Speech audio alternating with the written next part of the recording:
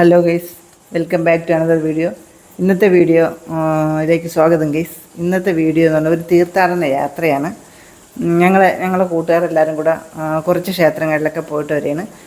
ഗുരുവായൂർ, കൊട്ടിയൂർ ക്ഷേത്രം, രാജരാജേശ്വരി ക്ഷേത്രം, പറശ്ശിനിക്കടവ്, അങ്ങനെ കുറച്ച് ക്ഷേത്രങ്ങളിലൊക്കെ പോയിട്ട് വരികയാണ്. ഇന്ന് 10 മണിയാകുമ്പോഴാണ് പോകുന്ന ബസ് വരുന്നത്.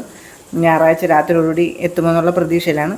ഞാൻ കൊട്ടിയൂർ ക്ഷേത്രത്തിൽ പോകാൻ ആകെ ത്രില്ലിലാണ്. ഞാൻ അതിന് നന്ദി പറയുന്നത് എൻ്റെ കൂട്ടുകാർ മഞ്ജുഷയോടാണ്.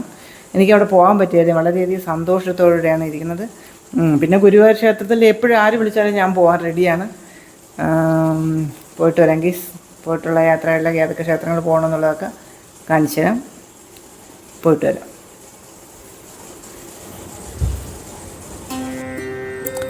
തുടർന്ന് ഞങ്ങൾ ഗുരുവായൂർ ക്ഷേത്രത്തിലേക്കാണ് ആദ്യം പോയത്. കണ്ണനെ കാണാനുള്ള ആകാംക്ഷയിൽ ആണ് ഞങ്ങൾ ഗുരുവായൂരേക്ക് പോയത്. കുറച്ച് ഒരു അരമണിക്കൂറത്തെ ക്യൂ ഉണ്ടെങ്കിലും ഞങ്ങൾ നിന്ന് ഗുരുവായൂർ കണ്ണനെ ഞങ്ങൾ നന്നായിട്ട് തൊഴുത് ശേഷം പ്രസാദവും വാങ്ങി തിരികെ കാടാമ്പുഴ ഭഗവതി ക്ഷേത്രത്തിലേക്കാണ് പോയത്. കേരളത്തിലെ മലപ്പുറം ജില്ലയിലാണ് കാടാമ്പുഴ ഭഗവതി ക്ഷേത്രം സ്ഥിതി ചെയ്യുന്നത്. ആദിപരാശക്തിയാണ് ഇവിടെ കുടികൊള്ളുന്നത്.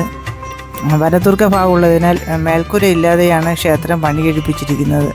ഇവിടുത്തെ മുട്ടറുക്കൽ എന്ന വഴിപാട് വളരെ പ്രശസ്തമാണ്. ഞാനും മുട്ടറുക്കൽ വഴിപാട് കഴിപ്പിച്ചു. ഇവ നടത്തി പ്രാർത്ഥിച്ചാൽ തടസ്സങ്ങളൊന്നുമില്ലാതെ ആഗ്രഹം സാഫല്യമാവുമെന്നാണ് വിശ്വാസമുള്ളത്. ഒരുപാട് ഭക്തജനങ്ങൾ ഈ പ്രാർത്ഥന നടത്താൻ ഉണ്ടായിരുന്നു. ഞങ്ങൾ ഫോട്ടോ ഒക്കെ എടുത്ത ശേഷം തിരിച്ചും മടങ്ങി. വളരെ ചില്ലടിച്ച് സന്തോഷത്തോടെയാണ് ഞങ്ങൾ യാത്ര പുറപ്പെട്ടത്. ഡാൻസും പാട്ടുമായിട്ടാണ് ഞങ്ങളുടെ ഇപ്പോഴത്തെ യാത്ര.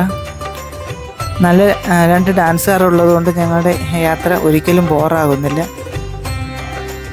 എൻ്റെ കൂട്ടുകാർ പത്മപ്രിയയും മഞ്ജുശ്ശേരി മോനും കിടിയവും കൂടെയാണ് നല്ല നല്ല ഡാൻസുകൾ സംഭാവന ചെയ്തത്. അത് കഴിഞ്ഞ ശേഷം ഞങ്ങൾ അന്താക്ഷരി കളിക്കുകയായിരുന്നു. 2 ടീമായിട്ട് പിരിഞ്ഞ് അന്താക്ഷരി പറയുമായിരുന്നു. ഒരു ടീം ഒരക്ഷരം പറയുകയും തിരിച്ച് മറു ടീമിനോട് പറയുകയും അവർ ആ അക്ഷരം കൊണ്ടുള്ള പാട്ട് പാടുകയും ചെയ്യുക എന്നുള്ളതാണ് മത്സരം.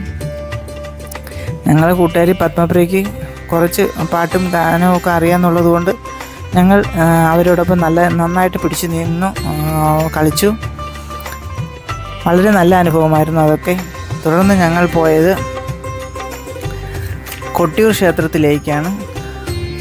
ദക്ഷിണകാശി എന്നറിയപ്പെടുന്ന കൊട്ടിയൂർ ക്ഷേത്രമാണ് ഉണ്ടായിരുന്ന. മെയ്-ജൂൺ മാസത്തിലാണ് ഇവിടെ ഉത്സവം. അക്കരെ കൊട്ടിയൂർ ആണ് ആദ്യം പോയത്.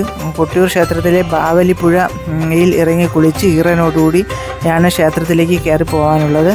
അവിടെ നിന്ന് പുഴയിലുള്ള 2 കല്ലെടുത്ത് ഉരച്ചയിൽ 1 ഭസ്മവും 1 കുങ്കുമവുമാണ് ഒന്ന്. അതെടുത്ത് നെറ്റി ചാർത്തിയ ശേഷമാണ് ശിവനെ കാണാൻ പോകുന്നത്.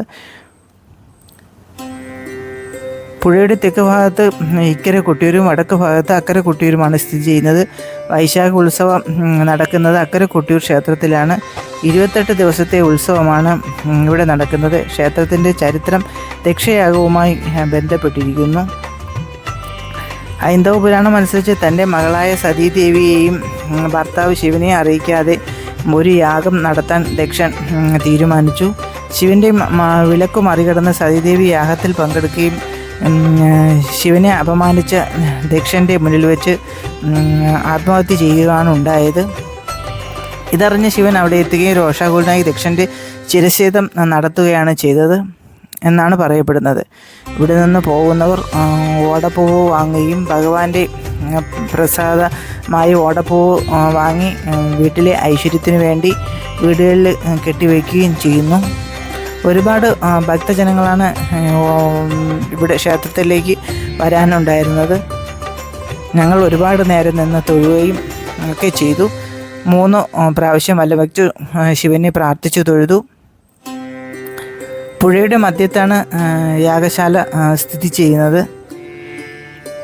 ഒത്തിരി പേർ വന്നു പോയിട്ടുണ്ട്. ഉത്സവ സമയമാകുമ്പോൾ നല്ല തിരക്കാണ് ഇവിടെ ഉണ്ടാവുന്നത്.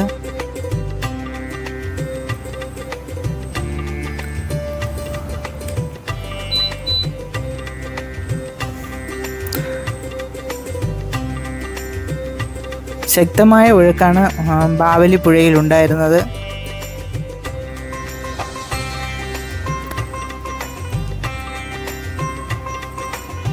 ഇവിടെ വന്ന് തൊഴുവാത്തവരുണ്ടെങ്കിൽ തീർച്ചയായും വന്ന് ശിവനെ കണ്ട് പ്രാർത്ഥിക്കണമെന്ന് ആണ് എൻ്റെ അഭിപ്രായം.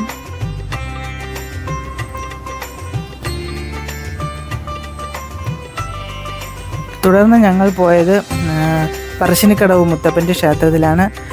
വളപട്ടണം പുഴയുടെ തീരത്താണ് പറശ്ശിനിക്കടവ് മുത്തപ്പൻ ക്ഷേത്രം സ്ഥിതി ചെയ്യുന്നത്. തെയ്യം കോലത്തിലാണ് പറശ്ശിനിക്കടവ് മുത്തപ്പൻ ഉള്ളത്.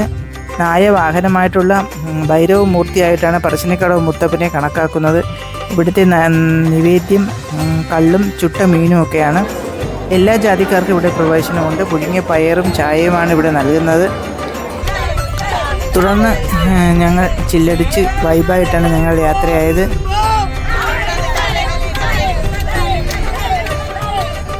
എല്ലാവരും കൂടെ ചേർന്നുള്ള യാത്ര വളരെ സന്തോഷകരമാണ്.